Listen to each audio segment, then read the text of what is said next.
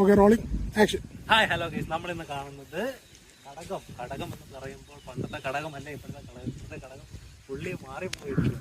പണ്ട് ഇവിടെ വയൽ ഏലകളുമായിരുന്നു. ഇപ്പോൾ ഫുള്ള് മണ്ണിട്ട് നിമത്തി ഫുൾ കോൺക്രീറ്റ് കെട്ടിടങ്ങളും വീടുകളുമായി മാറിക്കഴിഞ്ഞിരിക്കുന്നു. വളരെ വളരെ ഒരു അത്ഭുതകരമായ മാറ്റമാണ് ഇവിടെ സംഭവിച്ചുകൊണ്ടിരിക്കുന്നത്. ആ നിൽക്കുന്നു 2 ആടുകൾ, നല്ല ആട്ടുമുട്ടുകൾ. ഇവിടെ ആട്ടുമുട്ടുകൾ. അവിടെ നോക്കുമ്പോൾ തെങ്ങൻ തോപ്പ്. പണ്ട് ഇതായിരുന്നു കടകമെന്ന് പറയുന്നത്. കാര്യം മഴ പെയ്യുമ്പോൾ ഫുള്ള് വെള്ളം കയറും.